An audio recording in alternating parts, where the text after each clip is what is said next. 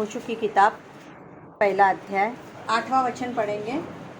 नियमशास्त्राचा हा ग्रंथ तुझ्या मुखी सदैव असू दे, त्यात जे लिहिले आहे ते तू काळजीपूर्वक पाळ आणि रात्रंदिवस त्याचे मनन कर, म्हणजे तुझा मार्ग सुखाचा होईल व तुला यश प्राप्ती घडेल। ओके, मैं हिंदी में पढ़ती हूँ। व्यवस्था की यह पुस्तक तेरे चित्त से कभी न उतरने पाए, इसी में दिन रात ध्यान दिए रहना, इसीलिए कि जो कुछ उसमें लिखा है उसके अनुसार करने की तू चौकसी करे, क्योंकि ऐसा ही करने से तेरे सब काम सफल होंगे और तू प्रभावशाली होगा। बाजू वाले को बोलो, प्रभावशाली होगा। आमीन। क्योंकि हमारा यीशु मसीह प्रभावशाली है, तो हमें भी वैसे ही होना चाहिए ना, है कि नहीं, है ना। और जब हम वचन को क्लेम करते हैं तो हम एक दूसरे को ब्लेस करते हैं।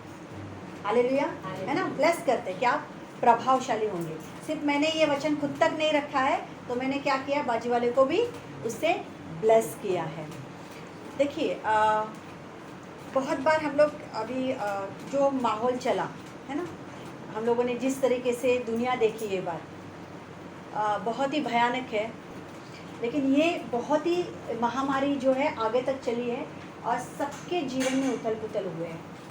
और बहुत बार ऐसे ना हमारे मनों में सवाल आए कि परमेश्वर क्यों, परमेश्वर क्यों। वो तो जो धर्मी लोग नहीं हैं, जो तुझे नहीं जानते, वो तो काफ़ी अच्छे से जीवन जी रहे, उनका तो कुछ भी नहीं बिगड़ा हुआ है कि नहीं। बहुत बार ऐसे होते हैं ना कि उनके पास बहुत कुछ अच्छा एक रॉयल लाइफ होता है, लेकिन हमारे पास वो नहीं होता है। हमें बहुत कटौती में जीना पड़ता है। हमें डे टू डे लाइफ में एक बजट बनाना पड़ता है कि क्या करना है, हमारी जो जिम्मेदारियां हैं, इन जिम्मेदारियों को हमें क्या करना है, निभाना है। होता है, हम नॉर्मल इंसान हैं और हमारे जीवन में, हमारे मन में ये सवाल आना नेसेसरी है। और अगर हमें परमेश्वर से बात भी करते हैं तो हम कोई गुनाह नहीं करते या हम कोई पाप नहीं करते कि हम परमेश्वर को बोले कि परमेश्वर देखो ना, वो ईमानदार नहीं है ना, लेकिन उसके पास बहुत कुछ है ना। मैं तो तुझे जानता हूँ, तू मेरा परमेश्वर है, फिर भी देखो मेरे को रोज़ बजट बनाना पड़ता है कि आज मुझे इसका EMI भरना है, आज मुझे मेरे बच्चों की फ़ीस भरनी है, आज मुझे राशन भरना है, मेरे घर की दवाइयों का खर्चा। कोई अगर हम ये बातें करते हैं तो कोई हम गुनाह नहीं करते। हम ऐसे नहीं कि हम परमेश्वर के खिलाफ अरे हम लोग कुरकुर कर रहे हैं, नहीं। अगर आप एजेकल नबी को देखोगे तो उसने भी ये बात बोली हुई है परमेश्वर को। आप हबक्कू को एक किताब पढ़ेंगे तो हबक्कू की किताब में भी परमेश्वर को हबक्कू ने ये सवाल किया गया है। अगर आप भजन संहिता दाऊद की आई थिंक 73 या 74 आप पढ़ोगे तो उसमें भी दाऊद यही बोलता है कि मैं तो ऐसे ही बस तुझ में धर्मी बना बैठा हूँ और मुझे इतनी सारी चीज़ों को क्या करना है, फेस करना पड़ रहा है। तो हम एक ऐसे मनुष्य नहीं है कि हम ये दिखाए कि हम बहुत धर्मी है या जो है हमें दर्द नहीं होता है, हमें तकलीफ नहीं होता है। नो प्रॉब्लम अगर हम परमेश्वर को ये बोलते भी है, क्योंकि ये सच्चाई, ये ट्रुथ है कि हम बहुत सारी चीज़ें फेस करते रहते हैं। बहुत सारी जगह पे हमारे पैसे अटके रहते हैं, बहुत सारी जगह पे हमारे लोन है जो हम नहीं दे पाते हैं। तो हम कहाँ पे गुहार लगाएंगे, हम उसके पास गुहार लगाएंगे, बराबर है ना, क्योंकि हमने उसको अपना परमेश्वर मान लिया है। हम सांसारिक लोगों के साथ हम ये तो नहीं कर सकते, फाइट नहीं कर सकते हैं, तो हम उसको ही बोलेंगे कि देख ना प्रभु, ये बंदा जो है इतना बोलते ना पैसे खाता है या लोगों से पैसे लेता है या बोलते ना रिश्वत जैसे बोलते हैं, ये सारी चीज़ें वो करता है, लेकिन फिर भी तूने उसको इतना ऊंचा उठा के रखा है। और मैं जो हर एक चीज़ में डर डर के काम करता हूँ, कहीं मेरे परमेश्वर को तो ये पसंद नहीं आएगा, कहीं मेरे शब्द गलत तो नहीं है ना। हम मसीह लोग जांचते रहते हैं ना इन सारी चीज़ों को, और जांचना बहुत ज़रूरी है, लेकिन फिर भी तूने मेरी ये सिचुएशन बना के रखी है। नो प्रॉब्लम अगर हम ये बातें करते हैं तो भी। मैं छोटी सी आपको एक स्टोरी सुनाती हूँ, आपको बहुत सारे सवालों के जवाब मिल जाएंगे। और शायद आप लोगों ने स्टोरी सुनी होगी क्योंकि ये रियल स्टोरी है, ठीक है। एक राजा था, उसकी बादशाहत में उसने ऐसे सोचा कि जो मेरी जो गद्दी है वो मुझे मेरे वारिसों को नहीं देकर एक ऐसे बंदे को देनी है कि जिसको इसकी वैल्यू हो या जो वफादार हो इस राज्य को चलाने के लिए, ठीक है। तो उसने क्या सोचा कि मैं अभी मेरे राज्य के बहुत सारे ऐसे लोग हैं, उनको मैं बुलाता हूँ। और उसने उनको राज दरबार बिठाया, उसने उनको खड़ा किया और हर एक को ना एक एक पोटली दी, है ना, शायद सुनी आप लोगों ने स्टोरी। वो पोटली दी और उस पोटली में बीज दिए और बोले ये बीज लेकर जाओ आप लोग, और 3 महीने के बाद इसको आप एक एक अपना जो गमला जिस बीज का है आप लेकर आना और मुझे दिखाना कि आप लोगों ने किस तरीके से उसको सींचा, किस तरीके से आपने उनको बनाया और क्या किया, उसमें फूल खिलाए। ठीक है, और सब लोग खुश होकर चले गए, अरे ये तो नॉर्मल काम है, बीज तो डालना है, उसका भी उसमें खाद डालेंगे, पानी डालेंगे, है ना। हर एक ज़मीन का अपना ये है, कोई लाल मिट्टी यूज़ करता है, कोई काली मिट्टी यूज़ करता है। तो वो लोग लेकर गए और उन्होंने अपना काम प्रोसेस स्टार्ट किया। 1 हफ्ता हो गया, 2 हफ्ते हो गए, लेकिन क्या ना उस बीज को अंकुर आए। सब कुछ करके देख लिया, अंकुर तो 2 वीक्स में अंकुर तो आना चाहिए, ठीक है, प्लांट्स नहीं बने लेकिन एक छोटा अंकुर तो होना चाहिए। कुछ भी नहीं हो रहा है, एक दूसरे से बातें कर रहे, ये कैसे है, ये हो ही नहीं रहा, अभी क्या करेंगे करके। हम लोगों ने सोचा था बहुत इजी काम है करके, फिर उन्होंने उसमें से 1-2 जनों ने क्या किया, बाहर से दूसरे बीज जाकर लेकर आए, वो उस गमले में डाल दिए। तो वो 1 हफ्ते के अंदर मस्त उसमें अंकुर आ गए। उनका देख के और 2 ने किया, उनका देख के और 2 ने किया, ऐसे बहुत सारे लोगों ने ये काम कर दिया। सिर्फ एक ही बंदा था जो ये सारे काम करने से वो डर गया, और सब लोगों के 3 महीने के बाद मस्त उसमें फूल आ गए, सबके गमले ऐसे फूले हुए दिख रहे, सिर्फ एक को छोड़ के। और उसके 2 महीने पहले वो अपने मेंटर के पास गया कि तुझे तो खाद पात का बहुत अच्छा नॉलेज है, पेड़ पौधों का बहुत अच्छा नॉलेज है, मुझे तो थोड़ा सा बता कि मैं क्या करूँ करके। तो मेरा तो सबका आ गया है धीरे धीरे, लेकिन मेरा तो कुछ भी नहीं हुआ। मैंने वो सब कुछ किया, मैंने वो सब कुछ किया जो करना चाहिए एक फार्मर को, जो एक जब प्लांट लगाते हैं वो, लेकिन मेरे से कुछ भी नहीं हो पा रहा है। मैं कहाँ पे गलत हूँ कि जो ये मुझे नहीं जम रहा है करने के लिए। मैं भी ऐसे करूँ क्या, मैं जाके एक काम करता हूँ, थोड़े से बीज लेकर आता हूँ और उसमें मैं डाल देता हूँ। उसने बोला नहीं, राजा ने तुझे जो बीज दिए वफादारी से, ईमानदारी से, लॉयल्टी से, इसी बीज को तू सींचने का काम कर और तू देख इसमें कितने हद तक प्लांट्स आते हैं। उन्होंने किया, इसके लिए ज़रूरी नहीं कि तुझे करना है। तुझे राजा की आज्ञा क्या मिली कि तुझे जो बीज दिए गए तुझे उसमें फूल उगाने हैं, है ना, तो तुझे उसी बीज के साथ अपना काम करना है। लेकिन 1 महीना वापस चला गया, जो आखिरी का महीना आया उसमें भी उसका कुछ नहीं हुआ, और हर कोई उसको फिर हंसने लग गया। देख हमारे बीज तो कितने फल फूल गए, और तेरा देख पूरा ड्राई है, तेरा गमला क्या है, पूरा ड्राई है। और उसको बहुत ऊपर नीचे होने लग गया, अभी आखिरी दिन आ गया, अभी मुझे जाना है, मैं वो कैसे लेकर जाऊँ। लेकिन उसका मेंटर बोला जैसा है वैसा तो अपना गमला उठा और क्या कर, लेकर जा। और राजा के सम्मुख सब लोग आए, सबके गमले ऐसे फूले फूले लग रहे थे, और उसको बहुत ऐसे गिल्टी महसूस हो रहा था कि इतना सब कुछ इन्होंने किया, इतने सब कुछ इनके फूल वगैरह आ गए और मैं ऐसा ही ड्राई गमला लेकर बैठा हुआ हूँ। उसको बहुत फील हो रहा था। और राजा ने जब देखा सबके गमले जो है मस्त फूले हुए हैं और सिर्फ क्या है, एक का ही गमला जो है खाली है, तो राजा ने फटक से सिर्फ उसको ही बोला और किसी को उसने आंसर नहीं किया, और किसी को भी उसने जवाब नहीं पूछा। उसने बोला तेरा गमला इतना ड्राई क्यों है, तो उसने बोला कि मैंने बहुत कोशिश की, मैंने बहुत कोशिश की। ऐसे मत समझो कि मैंने अपनी ईमानदारी से काम नहीं किया। मैंने मिट्टी लेकर आया, मैंने उसमें खाद डाला, मैंने उसमें पानी डाला, डे टू डे मैं उस मिट्टी को क्या ऊपर नीचे जो करना था मैं कर रहा था। लेकिन मैं सच बोलता हूँ कि मैंने ईमानदारी से काम करने के बावजूद ये हुआ नहीं, और हर कोई अभी ऐसे सोच रहा था कि ये अभी रिजेक्ट हो जाएगा। राजा ने कहा तू ही वो बंदा है जो मेरे इस गद्दी के काबिल है। हालेलुया, तू ही वो बंदा है मेरे इस गद्दी के काबिल है। और सब लोग ऐसे रह गए कि ऐसे कैसे, हमने तो जैसे आपने बोला था वैसे हमने किया, देखो हमारे कितने अच्छे फूल भी आ गए और आपने गद्दी इसको दे दी, है ना। तो उसका जो प्रधानमंत्री था वो आगे आया, उसने कहा कि आपको जो पोटलियाँ दी गई थी वो बीज थे जिसमें कभी कोई पौधा उग ही नहीं सकता। इसका मतलब आपने इसमें बेईमानी की है, और ये बंदा वो है जो ईमानदार है। हालेलुया।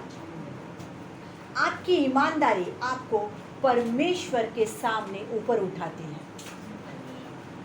आपकी लॉयल्टी आपको परमेश्वर के सामने क्या करती है? ऊंचा उठाती है। आप या मैं भी उन्हीं में से हूँ। ये नहीं हम बोल सकते हैं कि हम ये नहीं सोच सकते कि उसके पास 10 लाख क्यों है और मेरे पास 1000 की भी नौबत है। हालेलुया, है ना? आपकी ईमानदारी किसके साथ है? आपके परमेश्वर के साथ है। आपको किसके वचन मिले हैं? आपको परमेश्वर के वचन मिले। हमने ये वचन क्यों पढ़ा? व्यवस्था की ये पुस्तक, ये व्यवस्था की पुस्तक तेरे चित्त से ना उतरे, इसी को ध्यान देना, इसी को ध्यान देना और इसी की आज्ञाओं का पालन करना। हालेलुया, इसी की आज्ञाओं का पालन करना है, इसी का मनन करना है। और जब हम इसका मनन करते हैं, इसकी व्यवस्था के ऊपर चलते हैं, तो ईमानदारी हमारी फर्स्ट प्रायोरिटी बन जाती है। हालेलुया। भले सामने वाले के पास बहुत कुछ हो, हमारे पास और ये दिन आएंगे, ध्यान में रखिए, ये दिन आएंगे मसीहत में कि शायद हमारे पास इतना सा ही हो, इतना सा ही हो, और जो बाहर के लोग हैं वो हमसे ऐसे ऊंचे हमको दिखे। हालेलुया।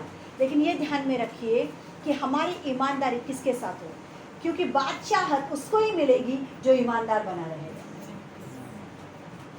हालेलुया। जो मिलावट करेगा, फिर वो मिलावट करने के लिए उसको कितनी भी मेहनत क्यों ना करनी पड़े। ऐसे नहीं ना, मिलावट करने के लिए मेहनत नहीं करनी पड़ती है। पहले तो गट्स होने बहुत ज़रूरी है, लेकिन हम परमेश्वर के भय में रहते हैं, वो गट्स हम में नहीं। ऐसे गट्स हम में आने भी नहीं चाहिए। हमें ऑलवेज क्या करना है? उसके भय में रहना है। हाँ, सबसे बड़ी मेहनत तो जब हम बेईमानी करते हैं तो हमें गट्स लगते हैं कि हम हमारे झूठ को पुख्ता करें, मजबूत करें, हम उस सामने वाले को वो कन्विंस करें कि जो हम झूठ बोल रहे हैं वो कितना सच है। वो भी एक क्वालिटी है, वो सब में नहीं होती है, ठीक है? लेकिन परमेश्वर नहीं चाहता है वो क्वालिटी हमें दे, है कि नहीं? तो वो जो ईमानदारी परमेश्वर चाहता है हम उसके साथ बनाए रखें, जो अब्राहम ने बनाए, जो दाऊद ने बनाए। हालेलुया। आसान नहीं था। अभी उस दिन ही हमने हाउस चर्च में सीखा, है ना? जो ईमानदारी दाऊद की थी, यही रीज़न था वो इज़राइल की गद्दी पे बैठ सका, वो बादशाहत उसको मिली। और जो बादशाहत शौल को मिली थी वो उससे निकाल के ले ली गई। क्यों? क्योंकि उसने हमें अपने ईमानदारी में धीरे धीरे मिलावट करना सीखा, है ना? क्या उसमें एक लालच आ गई। कभी कभी ऐसे लगता है हम गद्दी पर बैठे हैं तो उसके वजह से क्या है, हम जो बढ़ाई कर रहे हैं वो परमेश्वर की वजह से हमको मिल रहे। बहुत सारे जो है ना धर्मी लोग नहीं है, वो परमेश्वर के लोग नहीं है, लेकिन राजगद्दी लेकर बैठे और क्या बोलते, हम पर उसकी कृपा है, हमारा लक बहुत अच्छा है, हम पर क्या है, उसकी कृपा है, इसके लिए आज मेरे पास क्या है, इतना सारा एसेट है, हमारे पास 2 फ्लैट है, 4 गाड़ियाँ हैं, है ना, इतना सारा बैंक बैलेंस है, मेरे बच्चे इसमें पढ़ते हैं, मेरे बच्चे उसमें पढ़ते हैं, एक बच्चा यूएसए, बहुत कुछ है, होगा आपके पास, नो प्रॉब्लम, अच्छा है आपके पास है, अच्छा है। शाऊल के पास भी था, उसको भी यही लगता था कि मैं राजगद्दी पे बैठा हूँ क्योंकि परमेश्वर मेरे साथ में है। हालेलुया। लेकिन परमेश्वर अपना काम कहीं और जगह पे ऑलरेडी कर रहा था, उसका प्रोसेस चालू था कि इस गद्दी पर से शाऊल को कैसे निकाले। और वो जो प्रोसेस में चल रहा है, जो ईमानदार है, जो टफ लाइफ जी रहा है, जिसके खाने के भी वादे हैं, 12-13 साल जो गुफाओं में रह के चल रहा है ना, गुफाओं में रहा ना, है ना, उसको मैं इसको हटा के कैसे उस बादशाहत को दूँ, और उसके वंश को परमेश्वर ने बढ़ाया, है ना। मत्ती रचित सुसमाचार जब पहला अध्याय हम देखते कैसे 14 पीढ़ियाँ जो है वो कितनी 14 3 बार पीढ़ियाँ है ना 42 पीढ़ियाँ हैं, 14 करके। और कैसे जब 42 की पीढ़ी आती है वहाँ पे यीशु मसीह की एंट्री होती है। बादशाहत अब्राहम से लेके दाऊद ऐसी आई है, शौल से लेके नहीं आई है, ठीक है। तो ईमानदारी हमारे लिए बहुत ज़रूरी है। आप धर्मी बने रहो परमेश्वर में, जो परमेश्वर की इच्छा है उसमें चलते रहो। सेकंड वचन मत्ती रचित सुसमाचार 13वां अध्याय 43 वचन क्या है, उस समय धर्मी अपने पिता के राज्य में सूर्य के समान चमकेंगे, जिसके कान हो वो सुन ले। हालेलुया। परमेश्वर का वादा क्या है? पढ़ो, सब लोग पढ़ो। उस समय धर्मी अपने पिता के राज्य में सूर्य के समान चमकेंगे, जिसके कान हो वो सुन ले। आमेन। आमेन। कौन चमकेंगे? धर्मी। धर्मी। बस ये मत सोचो कि हम कितने इनकम में हैं, हमारे पास कितना बैंक बैलेंस है, हमने हमारा बुढ़ापा कितना सिक्योर करके रखा हुआ है, हमारे बच्चों की लाइफ हमने कितनी सिक्योर करके रखी हुई है, हमारे पास कितना एसिड है ना। हमारी जब बीमारियां आएंगी तब हमारे पास बैंक बैलेंस है कि नहीं, कि हम क्या उसको संभाल पाए, या हमें किसी के पास मांगना पड़ेगा। मत सोचो, मत सोचो, ये हमें सोचना ही नहीं है। हमें क्या सोचना है मालूम है? हम परमेश्वर में किस तरीके से ईमानदार बने रहे, किस तरीके से ये परमेश्वर ने दी हुई पुस्तक है, इसके जो वचन है वो हमें अंश अंश करके उसके चरित्र में डाले, हम उसके साथ कैसे ईमानदार बने रहे। और परमेश्वर वैसे ईमानदार लोगों को धर्मी कह के बोलता है। और परमेश्वर कहता है कि वो धर्मी लोग परमेश्वर के संग सूर्य के नाई चमकेंगे। हालेलुया। उन लोगों के लिए बोला है ये वचन। किसके लिए बोला है? उनके लिए बोला है जो धर्मी जन है, जो परमेश्वर के जन है, जो परमेश्वर के बच्चे हैं, जो परमेश्वर के लोग हैं, उन लोगों के लिए बोला गया है। वो धर्मी जन क्या करेंगे? परमेश्वर के राज्य में सूर्य की नाई चमकेंगे। हालेलुया। तो क्या परमेश्वर का ये जो वादा है वो हमारे लिए बहुत बड़ा है, क्योंकि वो चाहता है कि जो बादशाहत है, जैसे उस राजा ने सोचा कि जो मेरी गद्दी है, जब मैं मर जाऊं, जब मैं इस राज्य में नहीं रहूं, तो मैं ऐसे इंसान को देकर जाऊं, पीढ़ी दर पीढ़ी नहीं। क्या? पीढ़ी दर पीढ़ी नहीं, मैं बैठा तो मेरा बेटा अगर उसके काबिल है या नहीं है तो भी उस गद्दी को संभाले, ऐसा नहीं। मुझे वो ईमानदार व्यक्ति चाहिए, मुझे वो वफादार व्यक्ति चाहिए जो इस राज्य के लोगों के बारे में सोचे। हालेलुया। तो परमेश्वर ऐसे लोगों को चुनता है, ऐसे लोगों को धर्मी बोलता है जो उसके साथ वफादार है, जो उसके साथ ईमानदार है। और जैसे उसका वचन कहता है कि जो अपने परिवार के लिए एक आशीष का कारण बने रहते हैं। बराबर है ना? देखो, कोई एक बंदा जो होता है जिसका चुनाव परिवार करता है, परिवार में किया जाता है, परमेश्वर किसी एक बंदे का चुनाव परिवार में करता है और उसके साथ वो वादा पूरा हो जाता है, मैं तेरे परिवार का, तेरे आने वाली पीढ़ियों का परमेश्वर। हालेलुया। हालेलुया। और वो आशीष कभी भी, देखो, उद्धार जो है, टिकाना, उद्धार जो है वो इंडिविजुअली अपनी एक बात है कि हम उद्धार का जीवन कैसे जीते हैं और उस उद्धार में हम बने रहते कि नहीं। लेकिन जिसको अभिषिक्त किया गया, आपके परिवार में जिसको अभिषिक्त किया गया, उसके आशीष आपके पीढ़ी दर पीढ़ी चलते रहेंगे। आपको कभी भी आपके घर में खाने की कटौती नहीं होगी, आपके पहनने की कटौती नहीं होगी, आपके सर से कभी छत नहीं जाएगा। हालेलुया। वो आशीष पीढ़ी दर पीढ़ी चलते रहेंगे। वो, और वो नाम होगा, देखो फलाना फलाना आपकी दादी थी, फलाना फलाना आपकी नानी थी, फलाना फलाना आपके डैडी थे, उसके वजह से ये आशीष जो है पीढ़ी दर पीढ़ी चल रहे हैं। हालेलुया। है ना? तो परमेश्वर कहता है कि धर्मी जन उसके राज्य में सूर्य के समान चमकेंगे। नो डाउट हम शिकायतें करते हैं, हम इंसान हैं, हम शिकायतें करते हैं और उसके वजह से परमेश्वर हमें पापी करार नहीं देता। हालेलुया। पापी करार नहीं देता है। ठीक है? जब हबक्कू की किताब हम पढ़ते हैं, जब हबक्कू परमेश्वर के पास ये सारी जाके बातें बोलता है, तब देखो आप, बहुत पसंद आता है मुझे आखिरी ये हबक्कू जब भी बोलता है, आखिरी अध्याय जो है हबक्कू का, जो मेरा लेने का पार्ट नहीं था, लेकिन हम ज़रूर पढ़ेंगे एक बार उसको। नहूम के बाद सफन्याह से पहले आखिरी अध्याय, तीसरा अध्याय मैं आप लोगों के पढ़ती हूँ 17वें वचन से। बहुत खूबसूरत लिखा है हबक्कू ने। तीसरा अध्याय 17वें वचन से मैं पढ़ती हूँ। क्योंकि चाहे अंजीर के वृक्षों में फूल न लगे और न दाख लताओं में फल लगे, जलपाई के वृक्ष से केवल धोखा पाया जाए और खेतों में अन्न न उपजे, भेड़शालाओं में भेड़ बकरियां न रहे और न थानों में गाय बैल हो, तो भी मैं यहोवा के कारण आनंदित और मगन रहूँगा और अपने उद्धारकर्ता परमेश्वर के द्वारा अति प्रसन्न रहूँगा। हालेलुया। मेरा सब कुछ लुट जाए, मेरा सब कुछ मिट जाए, मैं पूरा खाली हो जाऊं, मैं पूरा शून्य हो जाऊं, मेरे पास कुछ भी ना रहे, फिर भी मैं खुश रहूँगा, मैं आनंदित रहूँगा, क्योंकि वो मेरा उद्धार करता है। हालेलुया। क्योंकि राज मुकुट उसी के द्वारा मिलने वाला है, बादशाहत उसी के द्वारा मिलने वाला है। भले वो सकरा रास्ता है, लेकिन प्रवेश करने का रास्ता केवल वही है जो उसके साथ मेल मिलाप कराता है। हालेलुया। हालेलुया, है ना। हबक्कू अगर स्टार्टिंग में आप पढ़ना ज़रूरत ही नहीं, अध्याय ज़्यादा बड़े अध्याय नहीं है, लेकिन जब ये आखिर जब परमेश्वर के साथ ये बातें वो करता है, तब वो पूरा खुद को सरेंडर कर देता है, पूरा सरेंडर कर देता है। कुछ नहीं हो, सब कुछ मिट जाए, लेकिन मेरा जो मन है वो तेरे साथ निरंतर लगा रहे, वो किधर भी भटके ना, मैं तेरे साथ हमेशा बना रहा, क्योंकि उद्धार तुझी से। ध्यान में रखिए, ध्यान में रखिए, सब कुछ हो सकता है, सब कुछ चला जाए, लेकिन जो उद्धार है ना, वो यीशु मसीह देने वाले हैं, यीशु मसीह देने वाले हैं, है ना। आपका लेखा जोखा जो है, आपकी ईमानदारी, आपकी वफादारी, वो यीशु मसीह से होनी चाहिए।